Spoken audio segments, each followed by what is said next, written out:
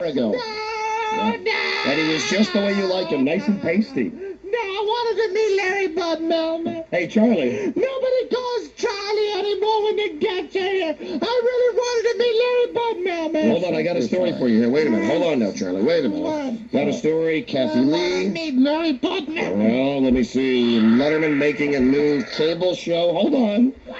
Bob Dole, Conan O'Brien, Billy D. Williams. Wait a minute. OJ, Charlie Stewart Stabilizer. Van Halen, Bruce Willis. Oh, here it is. All right. Listen to this, Charlie. Mhm. Thought of you when I read this in the newspaper today. Hot Springs, Arkansas. Magic Springs Family Fun Park Yeah. is up for auction. Yippee. Charlie, it is your lifelong dream. Yes. I know how long you've wanted to own your very own amusement park. I want to own a theme park. Now listen, here's what it says. The minimum bid Yeah. for the closed amusement park Mhm. is $245,000 I don't have that. plus $90,000 in back taxes. Don't have that either. Thrill rides are included. Oh my God. Let's call Do Charlie. you think they'll take my lower bid? Find out right now. Mhm. I don't know how much I have. I've got to get it all together. I'm not sure whether I'm going to be able to do it. Darn, I don't know if I'm going to be able to put it all together. I know I'm that- not sure. I know that Adventure World is taken. That's a great name. A Wild World has been taken. What would you call your amusement park? Land's office. Charlie Wolf. Charlie Wolf. Hello. Yes, hello. Yeah, use your grown-up voice. My name is Charlie Soang Stoblik. I'm calling on the Don and Mike show. We're doing the show now, and I want to know about the theme park. You want to know about the what? The theme park. Magic Springs Family Park. Magic Magic Springs Springs. Family Fun Park. You said No it's one for bid on sale. it today. No one did? There was not one bid. All right, Charlie. Now All it's time to move in. Okay. Then, hello, lady. What's your name? Donna, Donna, my name's Charlie. nice to meet you. I've always wanted to own an amusement park. Does it come with rides? Does it come with the rides? Well, as far as we know, the rides are considered personal property. What does that mean? They don't go with the real estate. Oh, my. Now, Charlie, listen. He's very emotional. He just missed out on the chance to meet Larry Bud Melman. So you have to understand, Charlie. What about the popcorn and the pizza? Well, I'm sure that's probably personal property too. What comes if you're gonna, lady, Donna, Yes. if you're going to sell an amusement park, then you have to include the rides that go along with the amusement park. Well, according to the law, we can't do that. Why not? Because they're considered personal property and we can't sell Is personal there property. anything that goes along with the park besides the real estate? Anything that is permanently attached to the property goes with it. Would you just be buying a big vacant lot then? Exactly. Well, that's not fair. I want the rides. Who owns the rides and what kind of rides are they? I really have no idea. Do they have the spider? We understand that they're leased. Yeah, the All of the Roundup. rides are leased. Roundup, Tilt-A-Whirl, Yeah, Tilt-A-Whirl. I love that one. Toboggan. You have the Avalanche? Huh? I love the... do you have the Lord Flume? Huh? You love your water rides, Oh, I Charlie. love the water rides. Do you have, like, the Canyon Water Ride Canyon? What about Whack-A-Mole? Oh, I love Whack-A-Mole. Yeah, what about all the games where you win prizes? Like the ring toss? Will the bottles come with the ring toss? What about Raymond Burr's Big Log Flume? I love that one. It's the biggest logs in the world. And you flow down into the chocolate river. What else comes? It's just a big vacant lot. I guess. Oh, good. Charlie, make it. Charlie, don't get mad. Make a bid. Make a Okay. bid now, Charlie. All right, hold on. How much you got on you, Charlie? I'm going to check. We're gonna Hold make. on. Nobody's made a bid today, right? That's right. Donna, Mm-hmm. do you have a pen? I sure do. All right. I'm going to go into my Charlie wallet. It's a big wallet. Wallets are nicer. Music sounds better. It's much like that wallet that the guy had in Pulp Fiction. Remember? Remember the wallet? So what did it say? Big bad Yeah. MFer? Is that what it Big said? bad. Yeah, carved in the side of it. It really is. Kind of like yours, Charlie. It really is. Okay, I'm ready to make my announcement for the bid. Okay. Okay, here we Donna, Yes. you ready to write this down? I'm ready. Okay. What's the name of the park again, Don? go. It is Magic Springs Family Fun Park. All right, for Magic Springs Family Fun Park, I bid Excuse me. $6. $6. Ah, the money I got in the world. No. Wait. $6 Mm-hmm. and 25 cents. I got a brand new 1996 quarter. Tell her a little about yourself so she takes this bit seriously, Okay, Charlie. Lady Donna, Okay. here's the deal. My name is Charlie Stewang Stabalak, and I've worked with Don and Mike for a particularly long amount of time. I do jobs around here for them, jobs for Mr. Stevens around. He's the man that runs the place.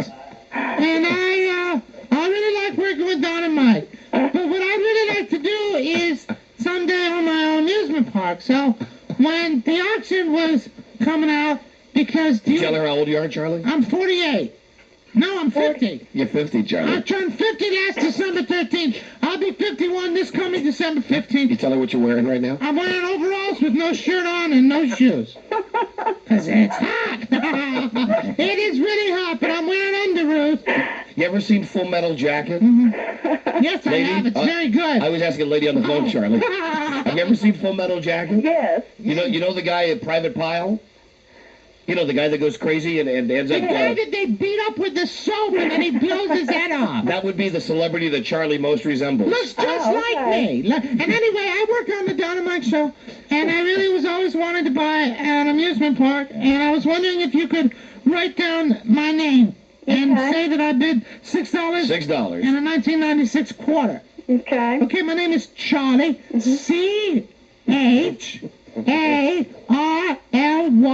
Charlie with a Y. Charlie with a Y. My last name is Stewang Stabalak. How you spell that, Charlie? That's Stangstabalac.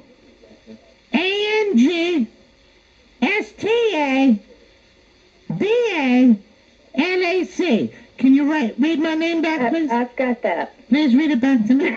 And the bid. Come on, Donna.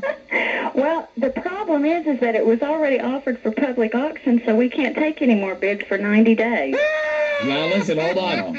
You've got to humor him. Listen, can you hear me, Read ma'am? my name back. Read my name back, Donna. Just Your tell name me. is Charlie.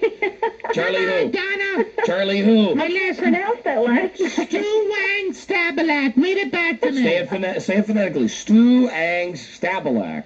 Stu and Stabalak. No, it's Charlie, With a Y. Stu, and Stabalak.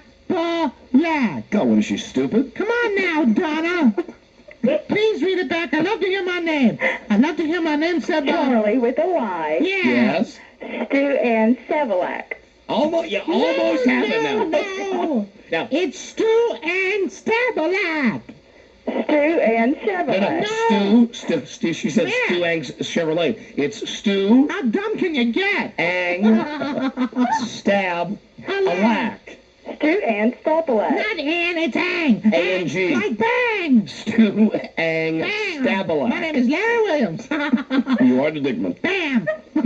Now, Quinty. Hey, come on now, Donna. Stewang. Okay, I'm going to try this one more time. All right, Donna, here we go. Charlie with a Y. Yes. Stu and Stabalak. Close. Charlie, give us. Very good. Oh, all right. All right, one more time for Charlie. Come on, one more time. Stabalak. The last part of the name is Stabalak. Stabalak. We're from Romania. The Romanian Stabalaks. I'm a distant distant relative of Vlad the Impaler. I am. Wow. That's Count Dracula, for those of you that don't know. Very scary, That's Charlie. right. I have relatives that came from Transylvania. That's why my feet are so darn big. Or can you say Charlie with a Y? Stu and Stabalak, please. Stu and Stabalak. Stu Ang Stabalak. Donna, how dumb are you anyway? Do what? Wow. Oh, no, Charlie. I'm sorry, How about I ever told you? Don't mimic others, Charlie. I'm sorry. Don't come down to their level. I'm sorry, Don. I What do I apologize. tell you about all the people from the South, Charlie? Ah, yes. Dumb as a box of Rock rocks. Yes. Donna, Yes? I apologize for saying you were dumb. But please pronounce my name correctly. It's I'm doing the Charlie. best I can. Charlie with a Y. And Stu Ang Stabalak. Yeah. I am doing the best I can. That's it. Charlie Stewart Stabalak. Please. Donna. Well, I've tried. you I'm haven't. obviously not getting it done right. Donna! Come on, listen, you're going to make a 50-year-old man cry. Donna, you haven't tried hard enough. It's Charlie. Stu and Stabalak. That must sound like, what's his name, Captain Kirk. Please. You, Klingon Klingon bastard. bastard, you killed You're my my son. son. Stop. Spock. Oh. Bones. I do lots of impressions. Let's hear another one, Charlie. I do Spock. Let's hear Spock. That's illogical. Let's hear Captain. Arnold Schwarzenegger. Hey, Sarah Connor, I'll be back. That's good. Okay, I'm the Terminator. I'm the Terminator. Living tissue over metal endoskeleton. Be Jim Carrey now. Okay? Well, I'm Miss Ventura. Look at the animals around me. I'm gonna find a dolphin in the pool. I got that crazy hair. I'm Ace Ventura. Now be Wow. Major Bill Smith. Hello, I'm Major Bill Smith. Not feeling good today. Not feeling real good today. Cotton picking. Elvis is alive. Elvis is alive. Now be Elvis. Elvis. Oh, my name is Elvis Presley. Oh, I want to thank all my fans and rock and roll. Now this lady's been on the phone with us like for 20 minutes now. I doubt it will get off the phone if you say my last name correctly. Charlie Well, Stewang. I need to get off the phone anyway. Yes, Charlie with a Y. Stewang Stabalak. Again, I can't do it. Okay, one more time, Donna. Come on, here we go. Come on, we have John Walsh from America's Most Wanted waiting to come on this show. Come on now, Feeling please. real good about himself in the lobby now, waiting to come on this show. Come on now, Donna. It's Charlie Stewang Stabalak, please. Okay, one more time. Yeah. Okay, here we go. Charlie with a Y. Yes. Stu Ang Savalak. Let's close Yeah. it down. Yay, Donna. Thank you, Donna. You're Will welcome. you say Charlie's the greatest? I'm sorry? Will you say Charlie's the greatest? Yes. Say that. Charlie's the greatest. Repeat after me. Charlie's the greatest. Charlie's the greatest. Charlie's my new best friend. He's my new best I'll friend. always like Charlie. I'll always like And I'll Charlie. talk to him if he calls again. I'm sorry? And I'll talk to him if he calls again. And I'll talk to him if he calls again. Thank you, Donna. Okay. Bye. Bye-bye. Bye, Donna. Bye-bye. Bye now. Bye. Bye. Bye. Hang up. Bye. Hang Bye, up. Donna. Hang up. Did he hang up yet? There she goes. Man, what a moron. Bye. Bye, Charlie. Man, what's wrong with people? People are so dumb, Don. We will be right back with John Walsh. Lafayette, Louisiana Sports Radio, KCKACY. And thank you for listening in St. Louis on the big 550 KSD. Bring him in. Look at it now, John Walsh. It's been a long time. Man. For goodness sakes, you know, you get used to seeing a guy on television. God, he looks like he just came off the Broadway stage in the presentation of Grease. This is incredible. Hi, John. How are you? It's great to see you Good to again. see you. John Walsh was on our old morning zoo show a long time ago, and it was a big honor to have you on, and it's a big honor to have you on again, John. Thank you. And thanks for joining us. If we could ask, if you could pull that up, just have a seat, pull the microphone right up to your mouth. And I tell you, you've been working out. We're not going to ask any difficult questions here because we're worried you're going to, break us into. Rob, is there a chance we could perhaps get Mr. Walsh's stool raised just a little bit so he's down at Larry Bud Melman level? Yeah. This just isn't going to work at all. That's a cream pie. Do you know when we have guests in it? Look at the stool. What is wrong with the stool? The stool it's looks stained. like someone has had some sort of accident on Give it. John my stool. All right, give him my. I don't think Mr. Walsh, you don't need to sit on that stool. I will donate my stool to the great John Walsh. It's kind of the way we do things around here, constant disorganization. From America's Most Wanted. Now, before we get to talking about the show and what the status of the show is, hold on. Here's your chair. So you can have a nice seat. Thank you. Yeah. Is that one okay, John? Perfect. That's good. All Okay. right, excellent. So cool to be with John Walsh. John Walsh, I think I told you when you were on our show a long time ago that the guy that you most remind me of when I watch TV is I remember when I was a kid watching the FBI. At the end of the FBI, they would come on with something that was really riveting back then. You would watch Efren Zimbalist Jr. catch the bad guys, and at the end, they'd come on and say, here are the real most wanted criminals. And you'd watch that, and that's when everything would become very real to you. When you'd realize you're watching a show that was made up stuff, but then at the end, boom, real bad guys. Now, the same deal on America's Most Wanted, where you guys actually show that everybody knows about America's Most Wanted. What's the total of fugitives right now that you've actually collared on that program? We're up to 425. We've caught 425 in 9 years. We've caught 11 of the FBI's 10 most wanted, and we've recovered 19 missing children Oh, that's in the last fantastic. 3 years. Then why, for goodness sakes, why would the Fox network cancel America's Most Wanted when they leave most other shows on for the longest period of time because they got nothing to lose? America's Most Wanted was one of the first shows. Yeah, one of the cornerstones of the early Fox network, and Really really first hit. got it going. That Saturday night, that Cops and America's Most Wanted is a pretty good combination. What happened there? Well, I don't know. I think everybody's mystified because our ratings have been great. Last week, for example, on Saturday night, we were the third most watched Fox show. We were number one on Saturday night in demographics, those important Right. 18 to 35-year-olds. We still make money, but I guess they felt that we're an old show. That there's no real back end. You can't repeat America's Most Wanted. We do 50 original America's Most Wanteds plus specials, so there's no syndication of the show, and that maybe it was time to move on. I don't really know the answer because I was surprised. I was told 2 days before it was canceled that we'd be on the fall show, on the fall schedule, that we were doing great on Saturday night, that they had lots of problems on other nights.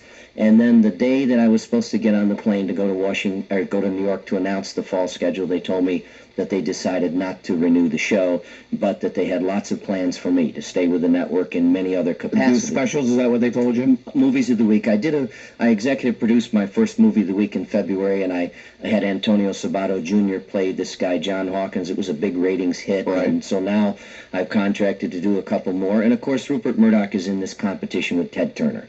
He's now bought a news channel to compete with CNN, and they want me to do something on the news channel. But I have to say, my heart is in the show. This is not a TV show to me. This is what I've lived for 9 years. For anybody who doesn't know how you got involved, and I can't imagine that anybody doesn't know the story of your son, could you go through that just one time? I know it's not a happy memory for you, and it's one that I think a lot of people need to hear to know why you got involved, because it is, without a doubt, every parent's worst nightmare. And it's also, I think, your story, and we're familiar with it. Your story when your son was kidnapped and murdered there are two people really that I think of when I think of taking an adverse situation and turning it into a positive. One is Christopher Reeve. Listening to what he has to say, you have a similar philosophy on taking the worst thing that could happen, I think, in a human being's life and turning it into a positive. And the show was just one of the things that came out of that. Isn't that right?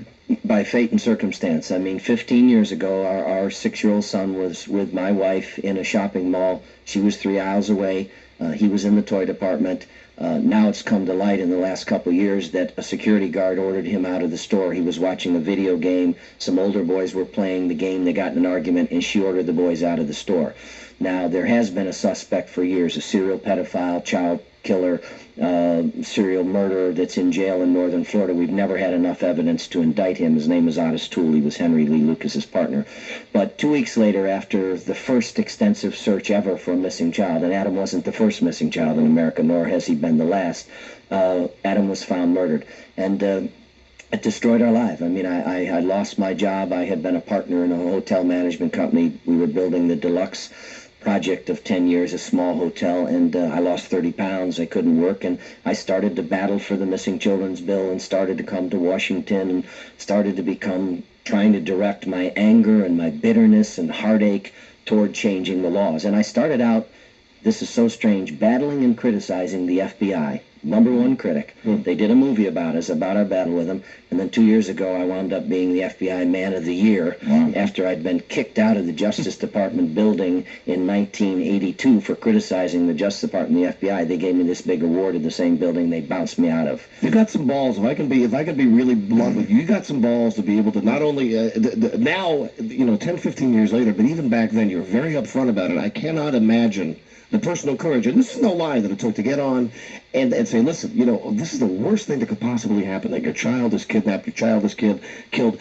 and you went on with it, you pressed on, and you really don't seem to be a do-gooder type. I mean, what I mean is, you're not looking to make money off this for yourself. You're not looking to be famous. You really do care about these people, don't you? Absolutely. This came out of the anger. You're a pretty sincere guy. And I was still battling all over the country, working for legislation, and of course when they did the movie Adam, that changed everything. And When Daniel NBC J. Travanti played you, became my right? buddy, and he convinced me to do a documentary for HBO in 1984 called How to Raise a Street Smart Child. Now, just like everybody at NBC said nobody will watch Adam, and Adam's been the most watched TV movie of all time. It's aired 3 times, and it still airs in Canada and England. I did this documentary with Dan Travanti. He says, you need to get your message across to television. Well, people at HBO, except for one woman, said, no one will watch a documentary. We do fights. We do first-run movies. That documentary won 37 awards and aired for 4 years. Fox approached me. They saw that documentary. In 1987, they asked me, would you host a reality television program modeled after the English Crime Watch UK, which has been on for 20 years, catches terrorists and criminals in England, done by the BBC. I said no for 6 months. I said, I don't know anything about television. I can't envision myself as the host of a television program, and I'm out working state to state on legislation and on a federal bill. So they kept after me, and then they showed me the first guy. I'll never forget it, David James Roberts. They showed me the clip. This guy had raped 17 women. He'd killed 4 people, 2 of them small children, and he had escaped from 5 life sentences in Indiana, right from the heartland. FBI had put their top manhunter squad on him, couldn't catch him, didn't have a clue. I agreed to do the pilot, didn't know what I was doing, but I knew that if I could catch David James Roberts, because Adam's murder has never been caught, wouldn't it be something? Wouldn't it be something if this little fledgling network, and it wasn't even a network, and this pilot show maybe caught this guy? Well, the rest is history. It aired February 1988. We caught David James Roberts 3 days later, a psychopath. He was running a shelter for the homeless in New York City and had posed for a picture with Mayor Koch in the Daily News while he was on the FBI's 10 Most Wanted. Wow. The show became a hit, and we've been on for 9 years, and it changed my life. I mean, and how people have now taken it for granted. I remember when you first started catching people on the show, that it would be national news, it would be a bad guy caught because of the show America's Most Wanted. And then the more that it happened, the more people started to not take it for granted, but it didn't become big news anymore. When you would catch a real bad guy from the top 10 of the list, it would almost be, you would almost expect it. You'd turn it on, you'd wait to hear the list of the guys. And in the meantime, you were honing and refining your techniques on the show, the people you were working with, the phone systems that you were using to improve the productivity and to get these guys arrested, right? Absolutely. We it's been a real learning experience for me. It's given me such a great platform for legislation. Tuesday, I had a private meeting with President Clinton about a victims' rights constitutional amendment. I've been trying to get this on the ballot before Congress for 15 years because victims only have rights in 20 states. We had a great meeting with him and Vice President Gore and Attorney General Janet Reno, and we had a Rose Garden ceremony where he endorsed. This is the first constitutional amendment. It's a major news story, yes. Big news story. It was one of the best days of my life because he's turned down so many other chances to endorse constitutional amendments because he didn't feel they're important. Now, the Constitution's been amended 27 times. 4 for criminals, not once for victims. Victims have no rights. No rights in the courtroom, no rights at sentencing hearings. All day long I spent with Mark Klass at the White House. He says, John, I'm so nervous because I'm in California, you can make a victim impact statement. They're going to let Richard Allen Davis make 3 weeks of pleas, bring in hundreds of paid experts to say that he killed Polly Klaas and beat these other women because he had acne when he was young, he was molested, abused, all that BS. And then Mark Klass is going to get 15 minutes to give a statement about Polly. This is the guy who turned around and gave the finger in the courtroom, finger and blew a kiss to Mark Klaas. Here's a guy that beat 3 women the near lowest to of death. low. Raped 3 women, has been in prison, in and out for 14 of the last 18 years. And I have to ask the same question Mark Klaas asked. What the hell was this guy doing out to kidnap Polly Klaas and torture her? And why would they take 3 weeks to decide to give him the death penalty? And they were so close to avoiding Polly Klaas's murder when they came within, 5-10 minutes of... And unfortunately, I'm a big supporter of law enforcement. I know the harsh reality. They have so little resources, so little training. They don't exchange information. There's 17,000 police agencies.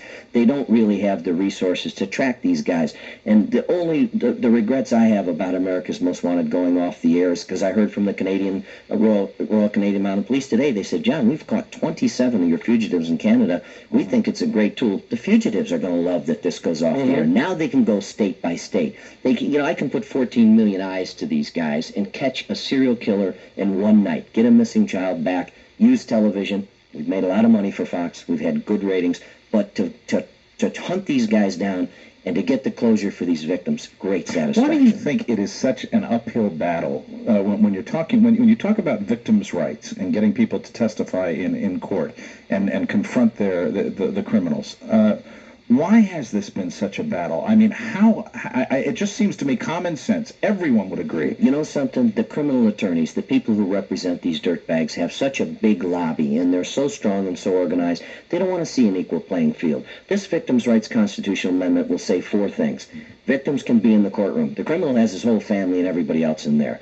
That there's restitution. If the criminal, like John Wayne Gacy, who made $350,000 from his paintings, Richard Speck, who we all saw the video of him having breasts grown by taxpayers' money, snorting cocaine and having sex in prison, saying, this is the best gig I've ever had, that if these criminals make a dime, it goes to the victim, that women can be notified when these creeps get out, because we've had so many women tracked and murdered by rapists who didn't know.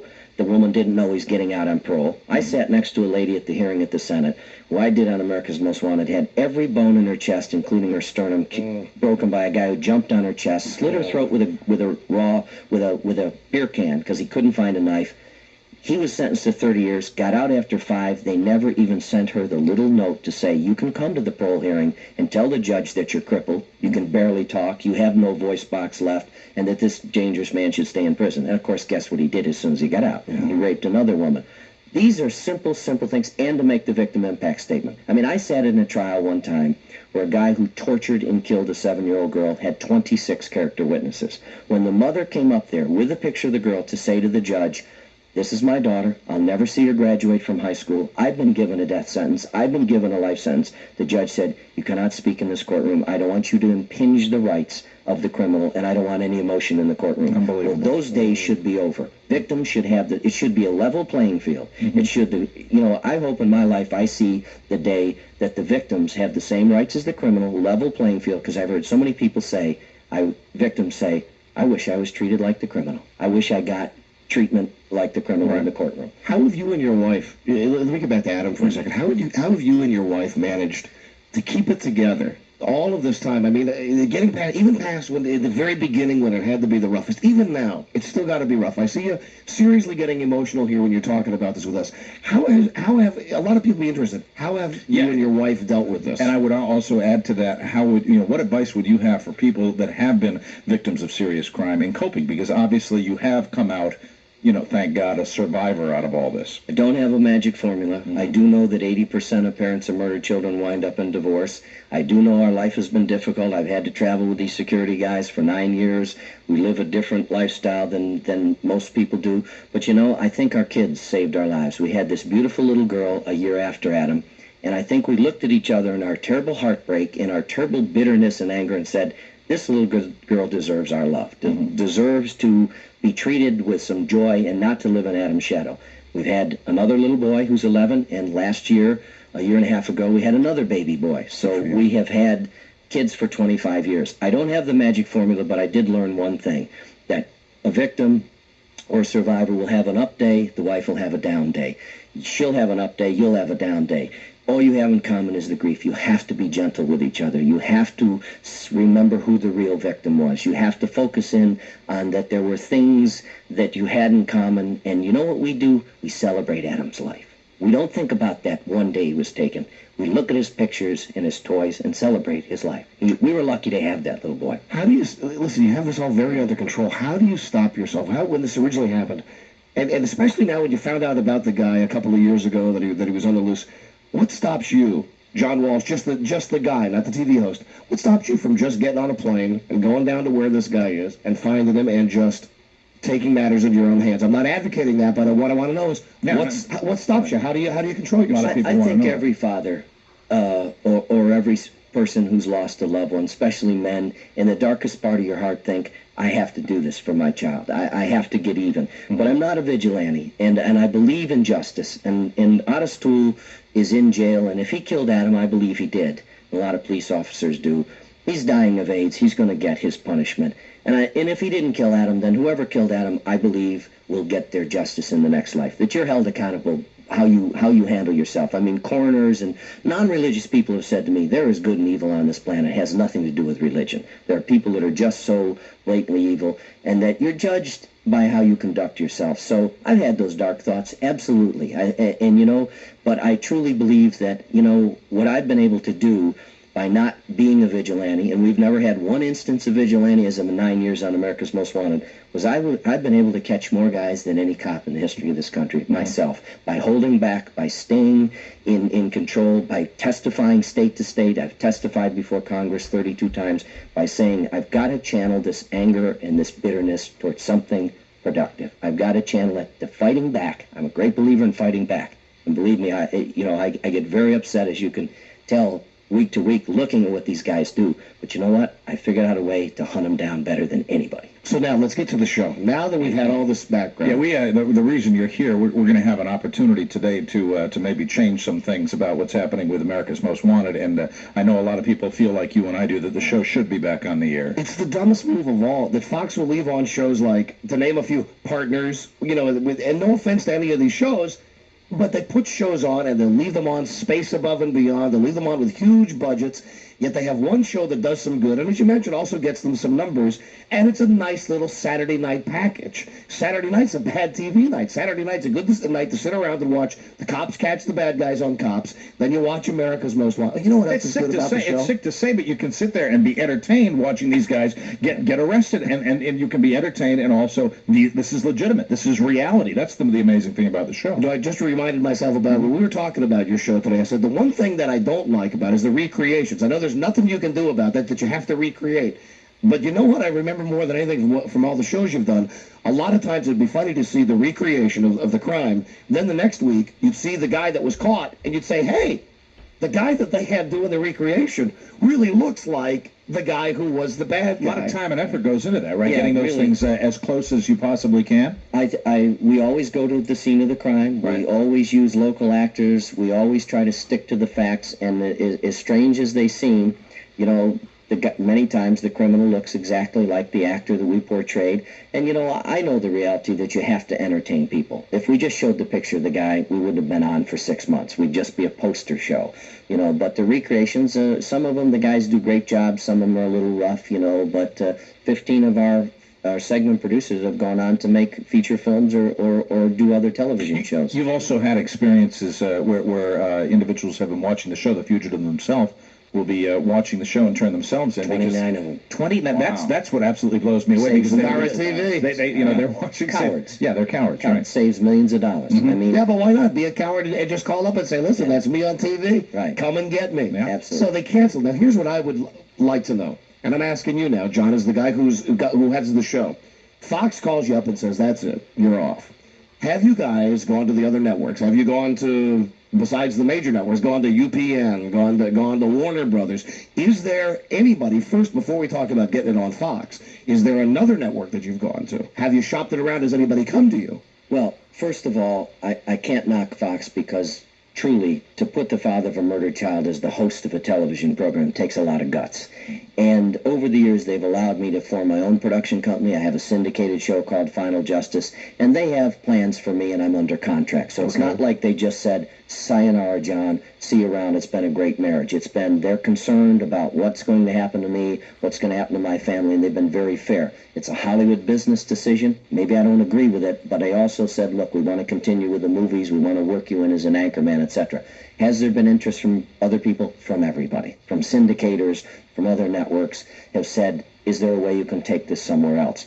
But I'm under contract, and my word is what I've stood by for 9 years with Fox. And I'm under contract. I made a deal to do these movies of the week. And I believe I have hope in my heart because 15 congressmen have called Rupert Murdoch. Thousands, tens of thousands of letters. A lady flew from North Carolina. I saw it on Entertainment Tonight. I didn't even know about it. She flew to the Fox lot with 6,000 letters and waited outside the guard gate to give them the 6,000 letters. Every governor has said that they don't agree with the decision.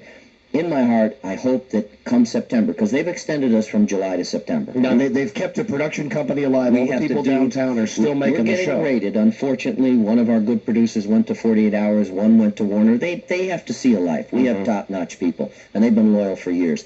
But we were done in July, and now they're saying we're going to test you on Sunday nights in August. It's the toughest time slot in television. Did to you get used to 6 be on months. Sunday night? Wasn't the show originally on Originally Sunday at 8 nights? o'clock. Right, yeah. We've been on 4 nights. We developed 4 nights for Fox. But they said, by the 1st of September, but we want you to do original programming right up to September 14th. I hope in my heart that somewhere Fox will say, okay, let's sit down as businessmen. Let's work on this budget. I can bring in some other advertisers. I mean, the people at Pizza Hut are great fans of mine, and Blockbuster, I do their kid print stuff. And that at some point we could sit down as business people and say, is there a way to keep this show on the network? Because the American public, it's so heartwarming because everybody's busy. You guys are busy. Everybody's busy. I never thought so many people would write and call, and congressmen. I knew the cops would, and the FBI made a strong statement. They're not allowed to comment on any commercial venture, and they said, to hell with it. They came out with a big, strong statement.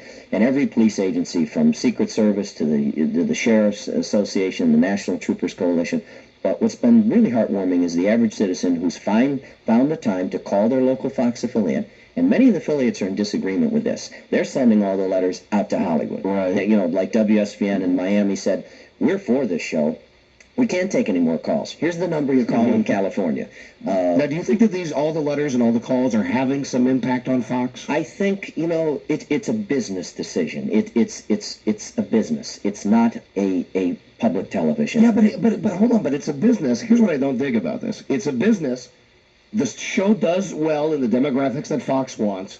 And even if it was an hour that they were going to say, listen, maybe we're not going to do so great in the ratings this hour, it's something they could do for PR. I would think also with the television industry and the fire that the television industry has come on, and the movie industry and Hollywood in general has come under from government, that this would be if nothing one else, opportunity to come on and say, hey, you know, here's where we are doing some good. Right, one hand washes the other. You'd say, yes, I do have Al Bundy on, but wait, I've also got America's Most Wanted. And when you're talking to those suits out in Hollywood, that's a way of, perhaps portraying it as a business decision. We live on the East Coast, all of us, in the real world. Well, maybe they wouldn't say it's the real world of Washington. Right. But for 15 senators and congressmen to take the time to call Rupert Murdoch when there is this tremendous push to have educational television, to cut down the violence in television stuff, I would think they would listen to it. And I hope they do, because they are reasonable people and they have been very, very fair. I think it was a business decision. I think they thought, well, after the first couple of weeks, the public's going to forget about it. Shows are canceled all the time. It's been a great 9-year run. We're still going to take care of John. We like John. He's been with this network from the beginning, and we go upward and onward.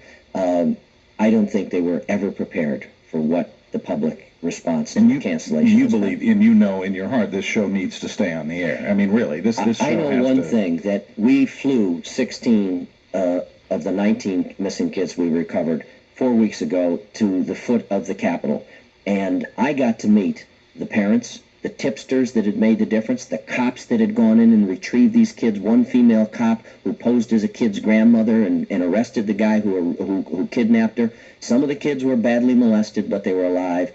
And when those parents said to me, my kid is in his bed tonight because of you and that show, was the highlight of 9 years. Amen.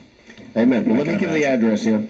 Send your letters to Rupert Murdoch, Chairman, News Corporation, Fox Incorporated, 10201 West Pico, P-I-C-O Boulevard, and that's in Los Angeles, 90035. Yeah, if you don't think that that sending a letter has, if you think that sending a letter won't have an impact, I will tell you right now that they do read these letters. Well, if they can keep dumb shows like Cagney and Lacey on the air with letter-writing campaigns, you certainly could keep something like America's Most Wanted on the air. Absolutely. And I think it's a good sign that the show was canceled.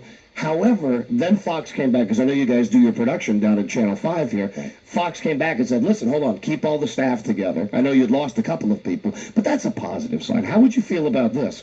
How would you feel about if you went on to do other things and kind of just kept a hand in the America's Most Wanted, kept the show on in some form? Would that also be acceptable? Absolutely. I mean, I would hate to see this show die, whether I was involved with it or not. And Plan B would be syndication. I mean, one of the first calls I got was from Oprah and from King World, and they said, look, we do great in daytime. This show would be great in daytime. It could be in another form. You could get millions of more eyes.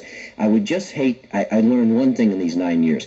Can you have a show that gets ratings and make money and be popular and be sustained? Yes. Can it be a public service also? Can it hunt down the worst of the worst? There's nothing like it. To get that call from a warden and say, this dirtbag escaped, he's going to rape and plunder, get him on. We take the show on Fridays, it's on Saturday nights. We put him on. So many weeks. We have stopped down, kicked out a segment, put a guy on, put a missing children. Little Jenny Crone was kidnapped on a Thursday.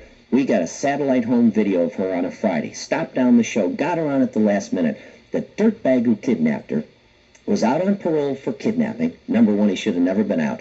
He pulled into a motel in Mobile, Alabama. He kidnapped her from the Panhandle, tied her to a bedpost, and was turned on his favorite show, America's Most Wanted, never dreaming that that little girl would be the subject of a nationwide manhunt. He got so scared, he let her go, and we caught him the next day. I say, there's nothing like that on television, to turn it around that fast. And I admire you for saying what you say about the business, and we all know it is a business, but this particular show, and there are none other that I can think of, this particular program goes, I think, far beyond Moesha. regular business decisions. I mean, I really think that just for the 400 and some odd fugitives that you've put behind bars again, they really, and Fox would do well to keep you, and if Fox doesn't, I sure hope somebody else does. Somebody will. Well, listen, John, we're behind you. Here is the address. The address. It's Rupert Murdoch, Chairman, News Corporation, Fox, 10201 West Pico Boulevard, Los Angeles 90035. And I'm sure you get lots of response. And God bless you, John. You do great work. Great to see you guys again, and thank you for having me. Thank John you. Walsh. You bet. All right. John Walsh, everybody. The great John Walsh. Thanks a lot. Thank you, John. And we will be right back. This should be played at high volume. Back. Nuz Nernank has news. And Halloween time, right? Yes, by Halloween. Then we get on the plane for Wichita. In the next hour, as we head into the best of, because we got the plane to catch, 2 minutes of all-American greatness with the Olympic torch and all that jazz. That's coming up too. Stay right there. Turn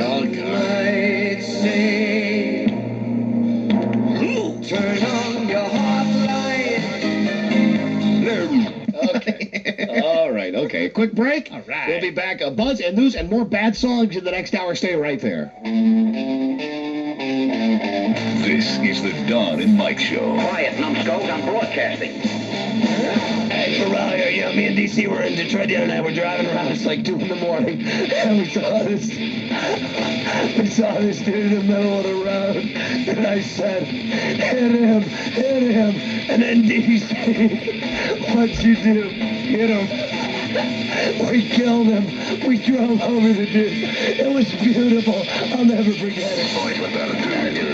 Else on tonight at 11. W, JFK. Omar! I think I see a village up ahead. No, my friend, I'm afraid it's just a mirage. There's nothing but blazing hot desert as far as the eye can see. Oh, then we're gonna die of thirst. Fret Omar. not, my friend, for Omar knows how to wrest moisture from an unforgiving desert. Could Omar tell Bill? Of course. You must bury your head in the sand and suck. What? There is moisture below the surface. No, I don't think just... Yes. No, I know. It is No, an are you ancient sure? Because I don't Bill. think... Just suck the sand, Bill. Oh, okay. Deeper, Bill. Work your whole head in. That's it. Oh. Good, Bill. Now that Bill has his entire head stuck in the